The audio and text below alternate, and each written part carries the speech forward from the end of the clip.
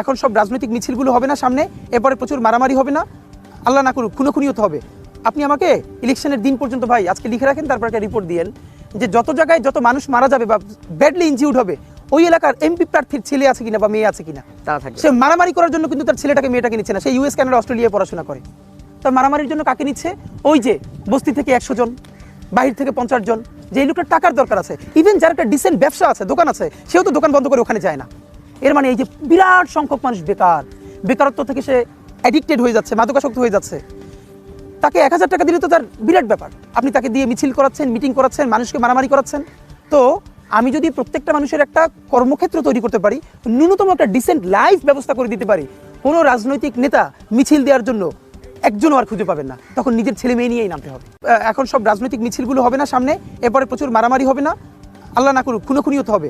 আপনি আমাকে ইলেকশনের দিন পর্যন্ত ভাই আজকে লিখে রাখেন, তারপর একটা রিপোর্ট দিয়েন যে যত জায়গায় যত মানুষ মারা যাবে বা ব্যাডলি ইনজিউর্ড হবে ওই এলাকার এমপি প্রার্থীর ছেলে আছে কিনা বা মেয়ে আছে কিনা।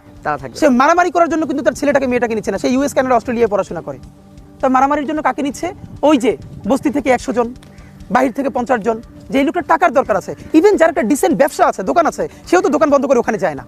এর মানে এই যে বিরাট সংখ্যক মানুষ বেকারত্ব থেকে সে অ্যাডিক্টেড হয়ে যাচ্ছে, মাদকাসক্ত হয়ে যাচ্ছে। তাকে 1000 টাকা দিলে তো তার বিরাট ব্যাপার, আপনি তাকে দিয়ে মিছিল করাচ্ছেন, মিটিং করাচ্ছেন, মানুষকে মারামারি করাচ্ছেন। তো আমি যদি প্রত্যেকটা মানুষের একটা কর্মক্ষেত্র তৈরি করতে পারি, ন্যূনতম একটা ডিসেন্ট লাইফ ব্যবস্থা করে দিতে পারি, কোনো রাজনৈতিক নেতা মিছিল দেওয়ার জন্য একজনও আর খুঁজে পাবেন না, তখন নিজের ছেলে মেয়ে নিয়েই নামতে হবে।